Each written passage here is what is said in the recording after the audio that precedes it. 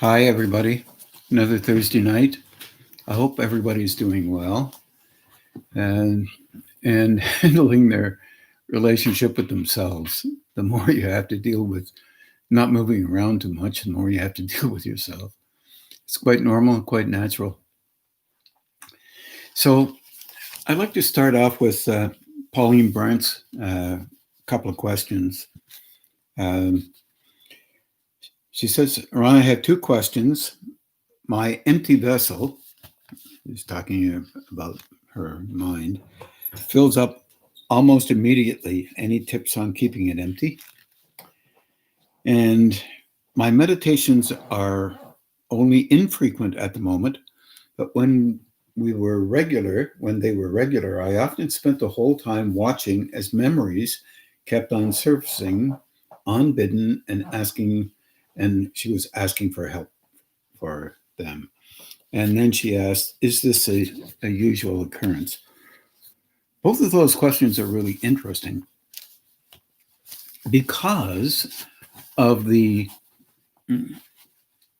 idea that I've been trying to put forward about attempting to allow yourself to take a look at yourself with no prejudice whatsoever. And this is really hard for us because we're all trained to be obsessive or judgmental, depending on the words you want to use. When you're dealing with allowing yourself to be quiet inside, things do come up, but it's not about the idea of having things come up. If they do, of course, you can use things like dialogue with yourself, um, use energy like that, for example, to actually try to be helpful to those things, because included with those things that do come up, there are reactions. And there is a fundamental thing that occurs when we can, and that is when we can see and attempt to understand something, and the reasons why it even comes up, because it was a vulnerable moment in your lifetime, for example.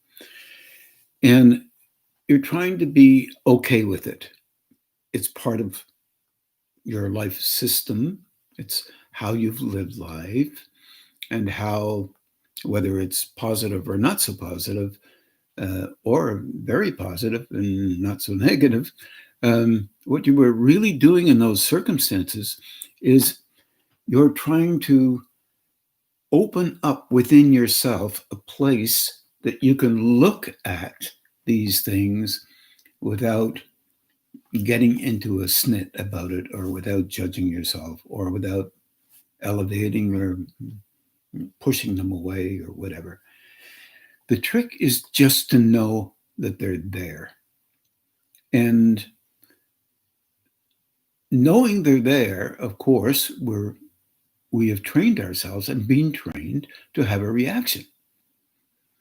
We react probably as a natural thing from our perspective to almost anything and everything. And there's lots around to react to. Trying to understand why we're reacting slows the reaction process down. There are so many things that we cannot do anything about. So many things that have occurred that really, in our moment currently, has not very much to do with anything except we remember them. And in a kind of a way, some of that stuff has made us the person that we are. So if we mess up in some form or another, then we realize that messing up is possible. And it can get us to the point where we don't idealize ourselves in terms of being more right than anybody else, more valid than anybody else, more this, more that. You just put words in behind whatever that statement you want to make. That natural place that we have within our three-dimensional system, including body, emotions, and mind, and the construction of that kind of makes up a form. This form we call personality. And even these reactions are part of that personality and how we are making statements to ourselves all the time about this is how we are, this is how we're not, these kinds of statements. And we're negating a lot. Truth is, no one's perfect. And we are in these planes, the coarser planes of existence, and we are trying to use whatever we can, whatever's at our disposal within ourselves to survive these planes. And sometimes we do that reasonably well at the expense of others, perhaps, or we do that fairly well because we had a need to do it in the way that we did, because that's where we were at that particular point in time. That doesn't really deserve a negation. It deserves a recognition. And that's different. That is part of the whole deal that's there with respect to learning how to become compassionate, not only for ourselves, but for others who have done or do, because they're moving in those within themselves, trying to create a system that is functional in a manner that relates to a particular moment, which is what we're all trying to do. And if we can see others doing what we have done or similar perhaps to what we do, then we can understand, first of all, that we are like that too, and have been like that, and know how difficult it is not to be like that, because that's what occurs under certain circumstances. There's a refinement in all of this, but it's a coarser refinement, meaning one can believe that they no longer do stuff that is not called spiritual or whatever. However, all that means is that you have not discovered that you are part of a species, and the species has an impact on you. Ideas can flit through your mind, through your emotions, through your body, and the body, physical body, emotions, and mind are nothing but energy. So it's porous. Energy moves through. We identify with those things that we are trained to perceive, relatively speaking, and then we put an angle on those things that we are trying to perceive. We come at it from an angle, and we end up evaluation. There's an evaluation once a week at least, or once a day, or once a second, once a minute, whatever it may have to be. You have to cultivate a kind of sense of humor in some of these things. But also in the species, there's every thought, every emotion, every physical response that is possible. Now, there's 8 billion people in the world now, but there have been many others. This is perhaps a little bit more difficult, but to grab onto, because it's not quite what we lean on to be okay in our day-to-day. We don't automatically think that way. So if you have the ability to, for a few seconds, notice quiet and silence inside of you,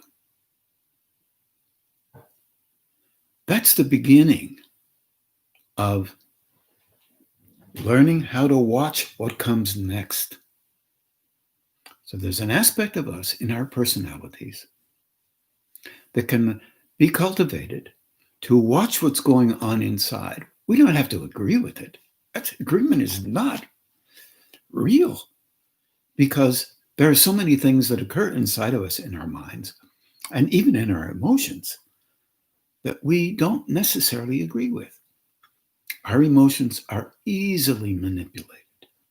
Just walk into a room where people were annoyed, and you find a reaction occurring inside your emotional disposition or solar plexus, whatever you want to call it. And you assess, and right away you have an assessment of what must be happening in the room. It may be true, it may not be true. But your version, since it's yours, you may classify as valid. It may not be valid, but it may be valid. You're learning to, and have learned from the time of your birth, to assess the world based on a chain of engagements called experience and watching how other people do things that reveal a reality which is fictive. It's a fiction. It's an option, and it may be true, it may not be true. But in all of the making sense sequences that we have experienced and cultivated in our lifetime, it may be true according to them. It's now at a point where that quiet occurred just for a few seconds, where you can begin to realize, oh, that's quiet. And then something happens inside. Maybe could be anything. Could be a response to even being quiet. You say, oh God, what happened to my mind? How come I'm so, oh, you're not quiet anymore. The issue here is the learning how to see yourself inside without being negative, without being hyper important because you can do it, because it's just plain nonsense. It's just a way of engaging with life. But when you have these things flitting through you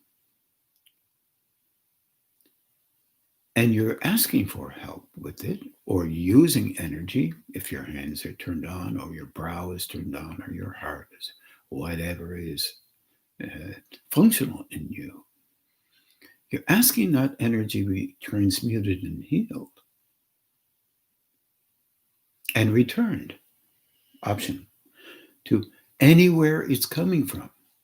And if it's coming from you, it'll be transmuted and healed in a gentle, balanced, and appropriate a manner as possible for you in the handling of you. You're trying to be compassionate with you, caring, loving, whatever words you can muster, and respectful of the form that you have, because that form is very valuable to you, very important. That personality construct is extremely valuable. And all aspects of it are in a learning curve. Learning curve because all of these systems are learning how to engage with energy that is moving through you from another state, because that's part of the construction of your personality. You're using that intensity or force to engage with the world. And also recognizing that your relationship with that is a learning relationship. It's not a negating relationship. We have been trained to do the negating.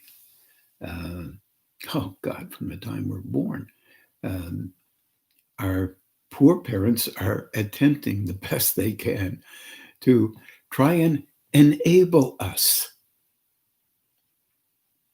to live in life in a manner that would be actually helpful to us from their perspective. But just a minute, they do it in a tonal reference, and we're tonal sensitive. We're tone sensitive, where we assess everything based on how we perceive. We're perceivers. We perceive the environment in and around us. We forget the in part, as being anything other than us. The in part is not always us. What we perceive inside ourselves is a flow of energy. We've always perceived it, but just not being aware of it. And we reflexively respond to that perception that moves through the mechanisms of, well, one could say mechanisms, I don't mean it like mechanical stuff, the systems that we have that moves towards helping us make sense of our environment. We're a very complicated being. And we make sense of it in the way we've been trained to make sense of it, with a tone that relates to judging it. If we see stuff inside ourselves, we judge it. We are a parent of ourselves. Not apparently, a parent.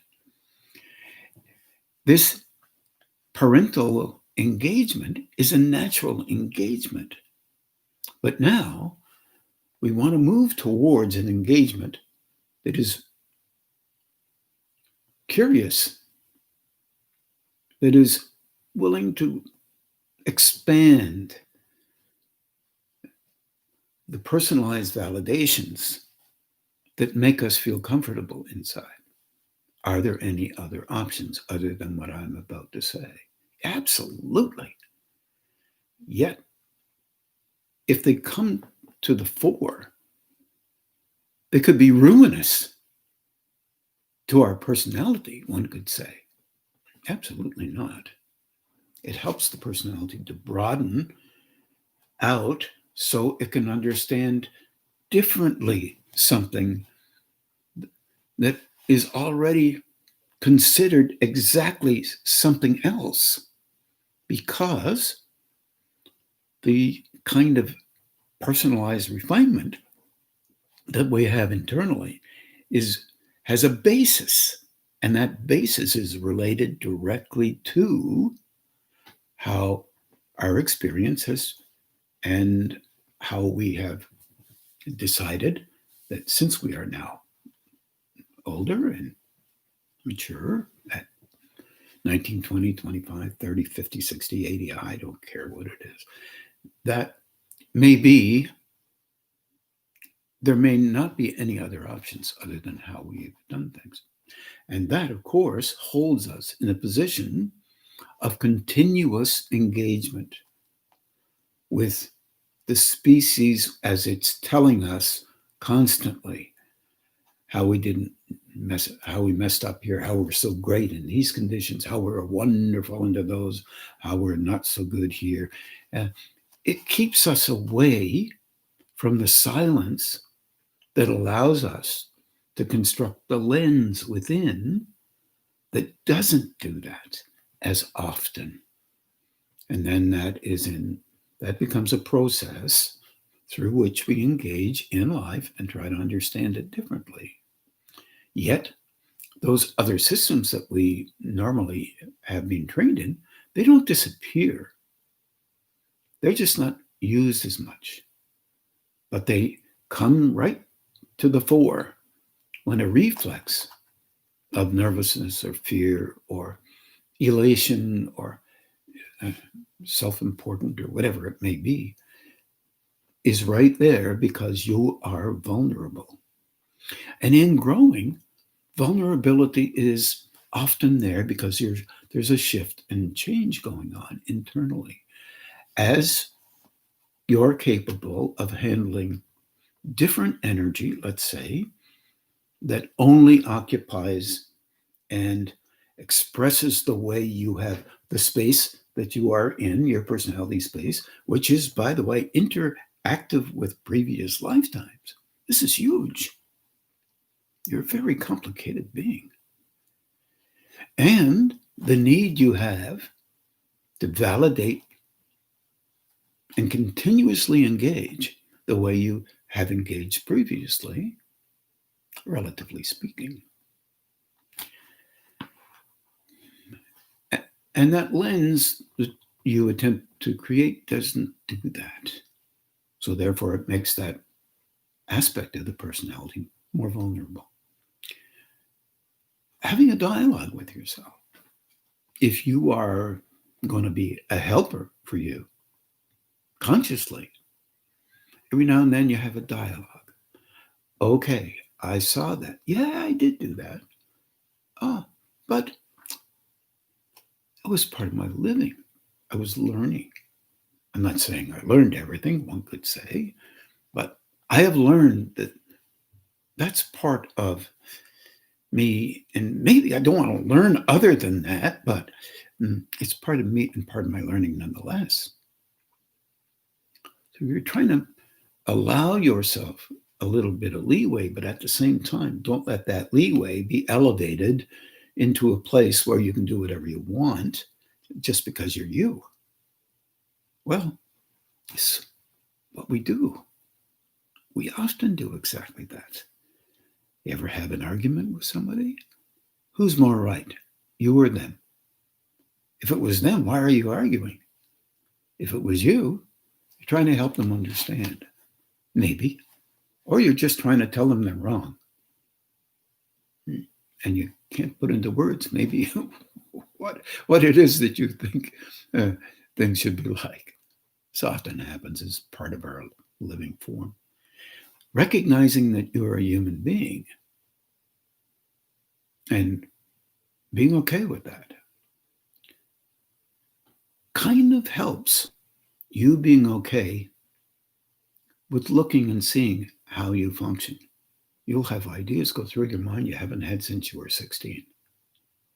It's because there's a 16-year-old in alignment with you when you were 16. How many 16-year-olds think the same way as you might have when you were 16? Don't even answer that one. Yeah, they're maybe more sophisticated, but just the same parlor tricks go on in their head and in their bodies and in their emotions as you had. It's very interesting.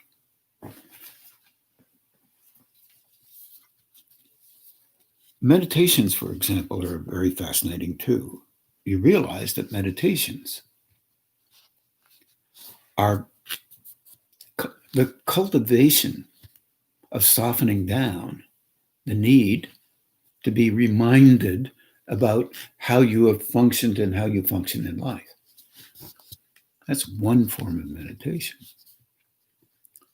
And the learning how to be okay within you for a moment so that there can be maybe a stronger link up between a movement towards higher states and a remaining here in these coarser states because you value how you function or don't value how you function. Both of those emotions will be very restrictive in a way because your whole focus will be on them, elevated or down. If you find a middle ground someplace where you can say, my God, this is so interesting. I wonder why this is coming up in me all the time. Recognize it, whatever this is, and say, yep, that's true. That's part of my life. Okay, now how can I go on? Keep that positive inflection related to process. You want to move on. You want to move on. Otherwise, you will want to beat it up. Life is not like that. Life is like that. Both. Meditation will help you when you're engaging in those relative states, trying to move away from that heavy-duty beta engagement where you must have ideas in your head to make yourself feel valuable unto yourself. It is not necessary. You are valuable without those ideas. You are valuable with them. You're valuable with your emotions or a calm inside of the emotional disposition. You are valuable in an engagement with the form. It's a relationship with the coarser levels. That's why you have a form. Higher states have to be able to operate through the physical form as long as you're in it. If you're not in it, it's not relevant. One could say. Or one could say there are aspects of the physical that we have no clue about. It's an indentation of a form within the construct of our belief system or understanding system, mental system, emotional system, where if you are linked strongly to the physical form, then even in the astral form, you have a form. And the form is very similar to what you have now. Because there is an internal strength, vitality in the remembrance and the dealing with the form that you embody currently. I asked a question. I'm not sure I can have it. If I can, before I leave there, Pauline, just keep doing that. You're looking at those memories as if they're only memories, as memories that related to different levels of development,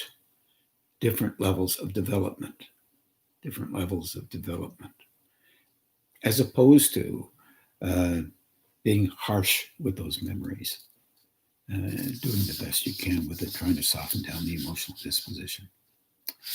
There's a question from Graham, you pardon me, from the UK, if I can find it.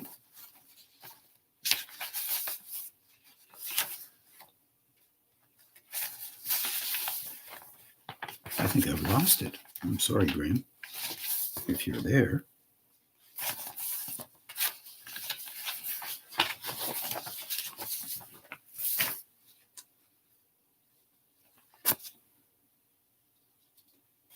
Oh, there.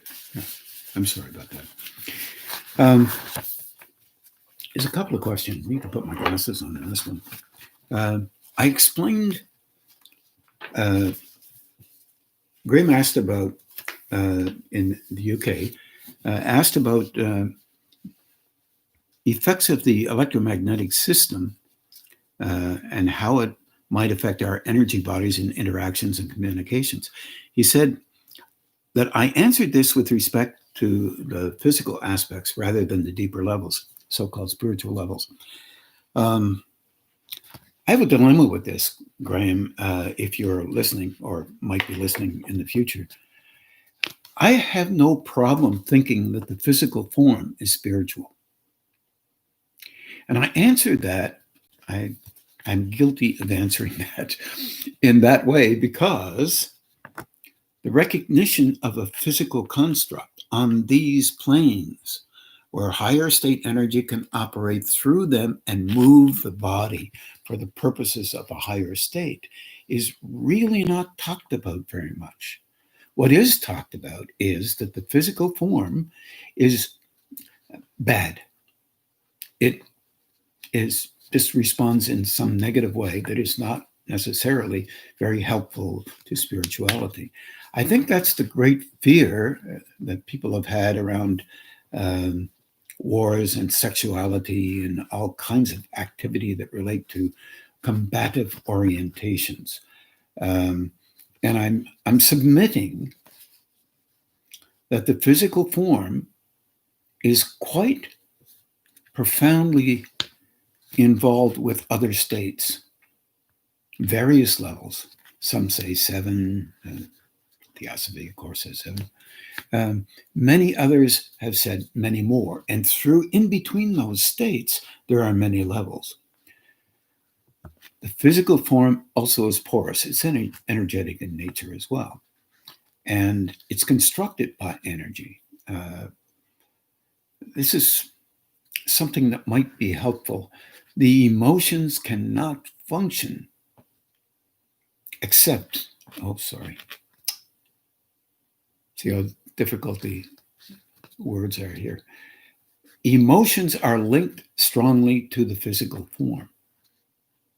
So is our intellectual orientation. The use of the prefrontal lobes and the emotional disposition are linked right directly to the body. Personality has its core in the body. Without that, unless you can move into other states, without that core, that form of the physical, on these states, you can't help these states to have higher relationships with spiritual growth. Meaning this: the process of engaging with the idealization of a personality's rightness and wrongness, goodness and badness, is right there in the midst of us as human beings making up our mind what spirituality is. Spirituality is only how we see it, is how we have made sense of how we think it should be. Also, I agree, there are those who have had experiences of a kind, and they will come up with their versions of understanding. The same as you will, same as I will, same as others will. This is why the opening of the mind and the opening of an understanding that relates to higher states includes all that exists, everything. All matter is related directly to energy. Of course, some coarser structures, some less coarser structures, some less coarser structures.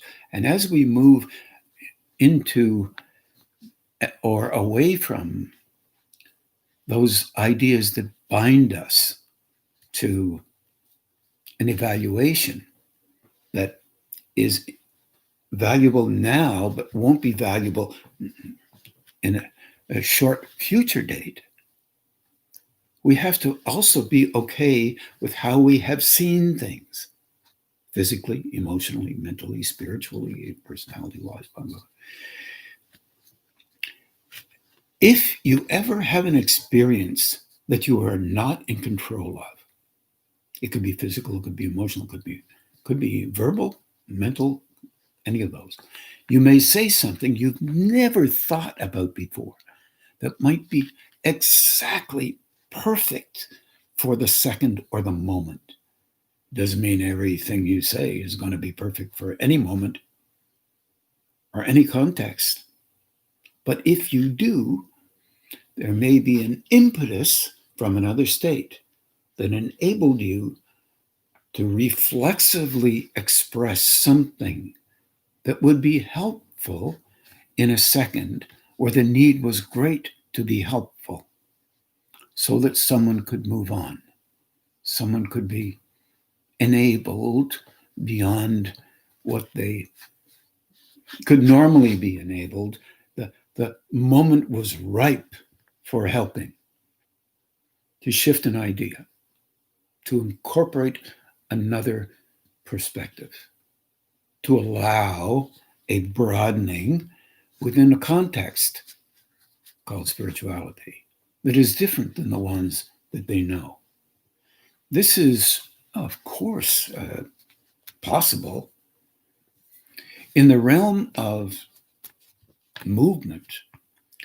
There are those, many, by the way, not a few, who have suddenly, for example, thought about moving into a shopping center where they were not going, but they reflexively do it anyway because their physical and their emotional disposition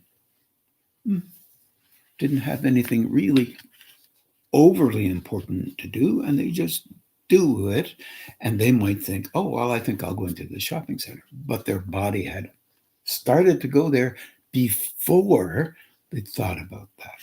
They made sense of a moment relative to a context that was unconscious to them. They walk in, they meet a friend, no idea. They hadn't seen them for 10, 15 years. And they were so glad that they had walked into that shopping center. And then the friend says this, it's really weird.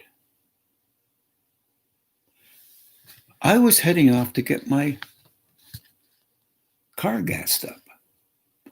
And suddenly I realized I was turning into this shopping center. I had no idea I might go there, but once I got into the parking lot, I decided, oh, well, I'm here.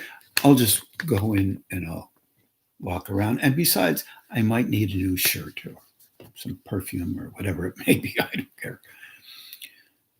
This was an interaction with the physical, which is an aspect of the overall engagement of a personality, which has nothing to do with the individual's movement, except it was used to engage with these so that these two folks could meet for a purpose that neither one of them may understand, but nonetheless a purpose related to a movement within the process of engagement towards settling some things related to another state, perhaps.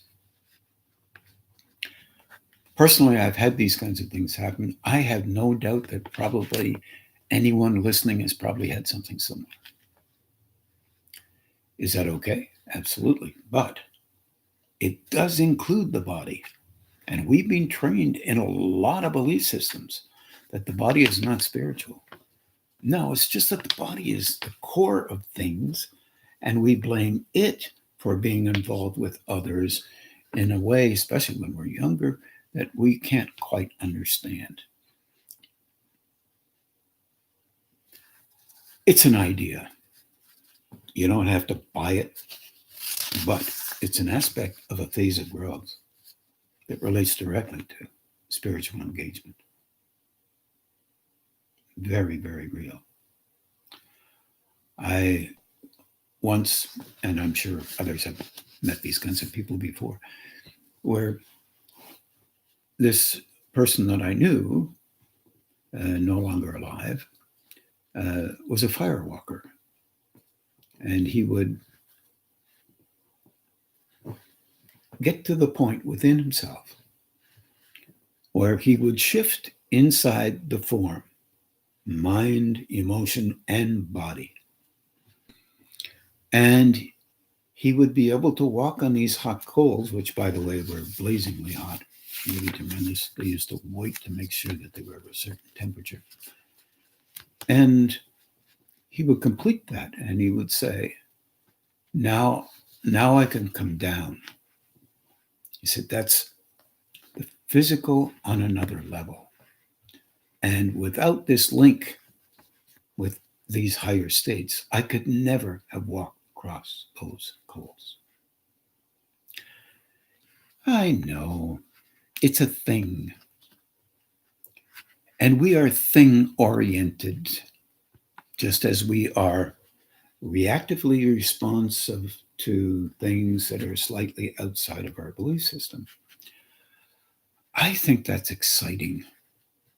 If we can catch our reactions and our need to have things done in this way versus that way, or that way versus another way, and we're not very good at that yet, speaking for myself and others that I know, then we can begin to understand that the options are limitless, but we have to be a part of a movement within to be able to do things that relate to spiritual growth. Walking on coals is not necessarily spiritual.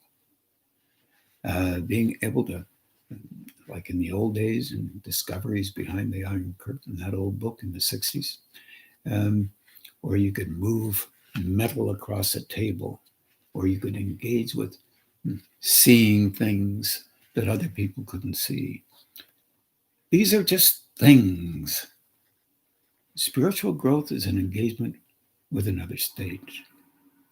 It includes all parts of form. Of course, when we're not in the body, the body stays here.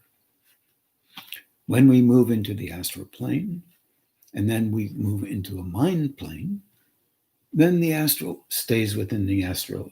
There's an astral shell there. It engages.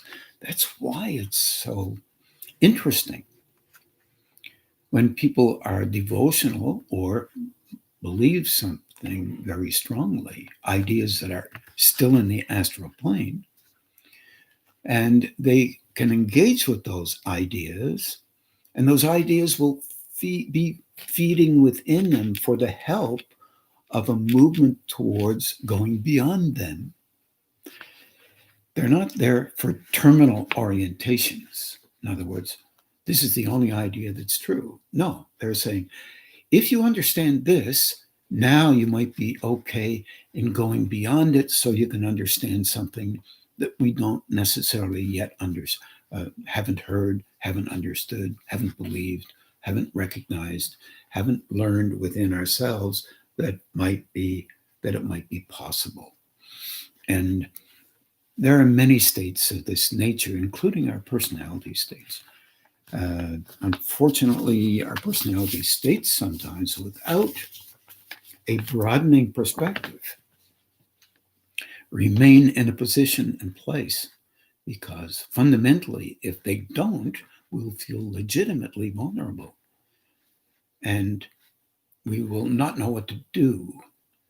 And this may be a part of growing sometimes. It's very fascinating. If you've ever, any of you have ever been in a position where you are now trying to learn something new and fresh, different, university or whatever it may be, I don't care what it is in life, you may not be able to feel comfortable in taking on material that is so different than what was within you and satisfyingly okay with you. And then suddenly you begin to experience an understanding that's different than what you had before. And it's hard to fit that in to the previous way of thinking, but it is a part of how we have learned from the time of our births. We have constantly had new ideas, and we're capable of including, not excluding, including things, finding the common bond, even if it's unconscious, finding a common way to engage with broadening out and allowing ourselves to broaden out in an understanding that is broader than what we previously had. An engagement with a higher state, for example, try to give you an example of a number of experiences that I've been fortunate enough to meet some folks who are quite able, that have no interest in being known, but they have the ability to engage with you and see you where you are in a relationship with how those chakras are functioning, on what level they're doing that function, and what you're capable of handling without being totally freaked out. And they help a little bit more. They help inside by a literal transmission that enables you to take a tiny step forward and then get used to it. Moves you into a position so you can take another tiny step forward and moves you into a position to get used to it, be okay with it. And then you hear people say, after these kinds of things happen, they say, well, I used to be really able 10 years ago, and now I'm not as able in that area as I used to be. I wonder what I did wrong. No, nothing. Now you're moving past that level of context, related spirituality that was there for you to learn from, to know that it can exist, and then partake in something beyond, in a process that lies within the personality envelope that is a slow-moving process that will allow you to think differently, and you will tend to protect that previous thinking because it's the most natural thing in the world to be comfortable with something that was already handled by your mind, by your emotional disposition, by your personality's way of feeling okay with you. There is no negation in this at all. It's all process and it's all learning. But that physical, wow, that's a dilemma. I often get this difficulty with understanding how can the physical body evolve. It evolves in a very subtle manner. It evolves in handling energy that moves through to engage with coarser levels of emotion that are affixed to the personality, right on the base level, very physically oriented. If you think about it, you engage with others with your personality very physically. You speak, you express, you agree, you disagree, you find companionship, you find honest relationship relative to what you can be in a 1 second of a context. All of these things are just natural and normal for us. In another, you might shift that and move to engage in a way that's slightly different because the context is shifted and changed. But these are physical, coarser engagements. There's spirituality in the physical planes, and energy can operate through out of the context of you being in charge.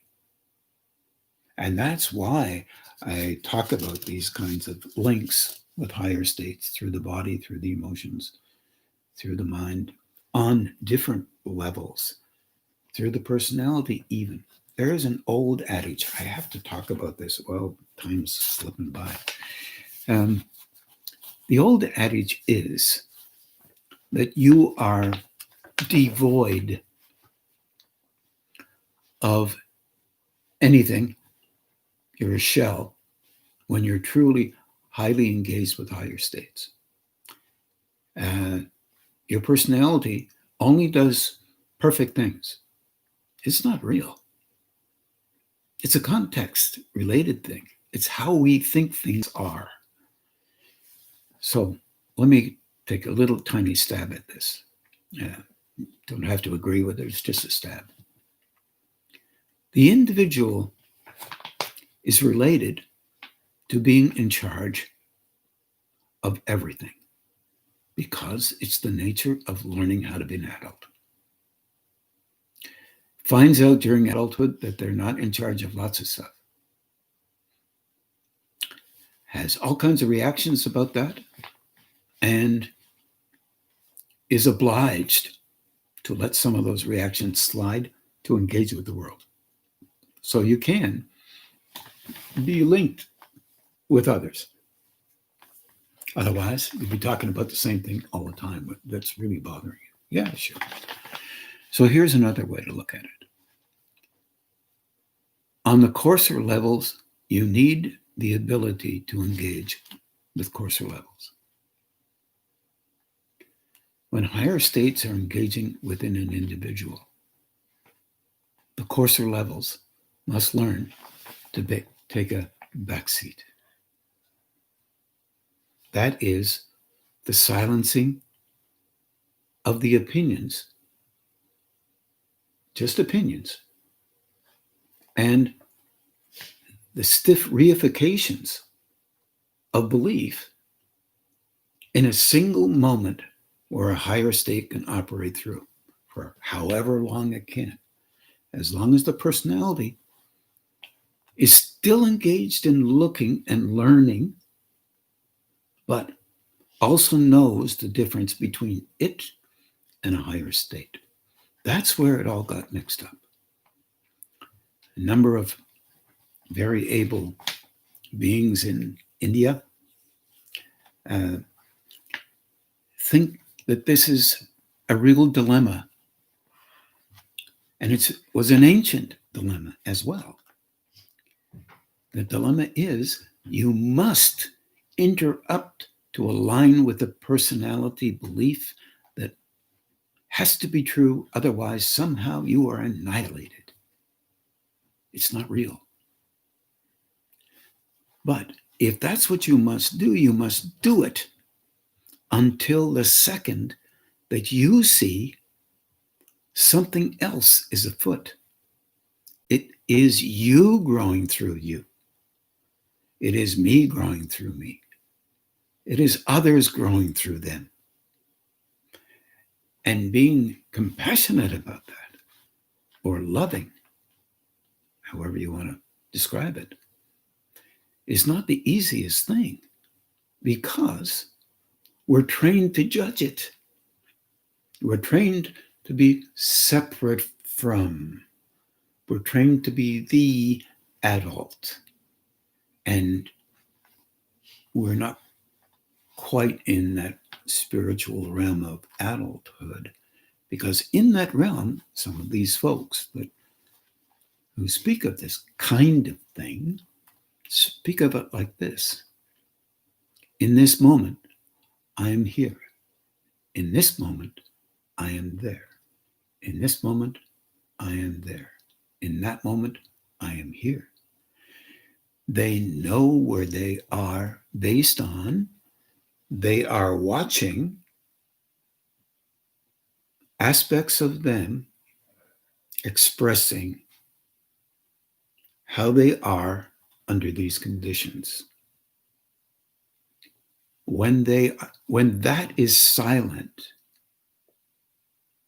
and trusted, not to be influenced by the personalities, personas, expression from a higher state can occur,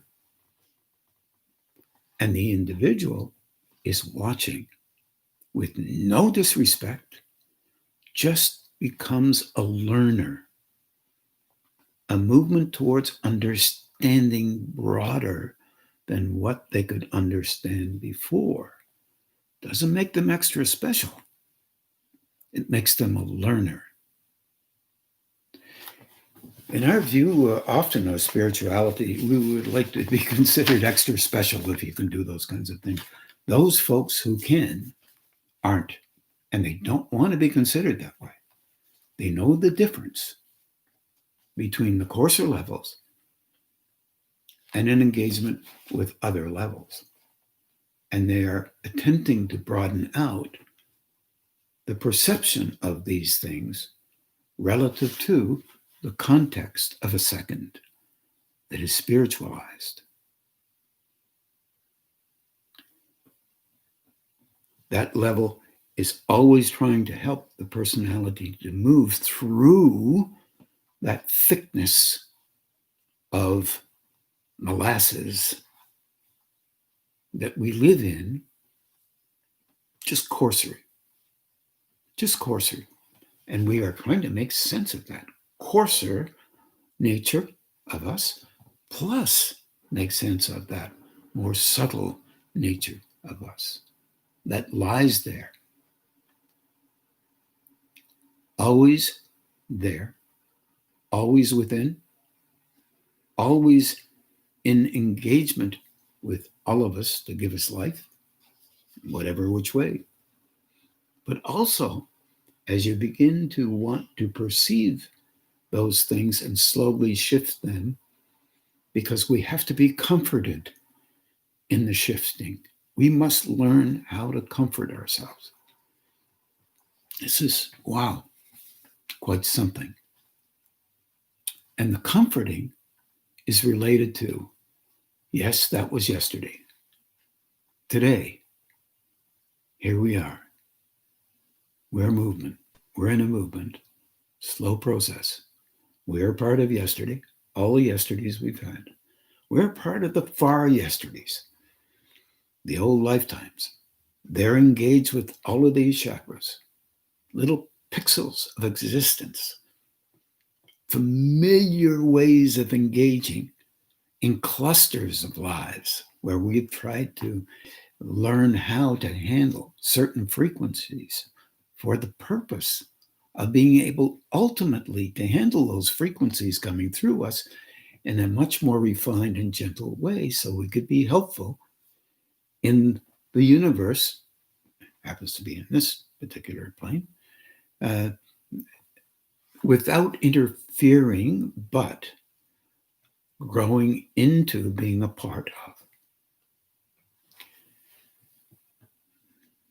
I hope that helped a little bit. So I think we'll have a meditation now. I think it's 5 minutes to 8. I'm sorry, I have a number of other questions here that, and thank you very much for sending them in.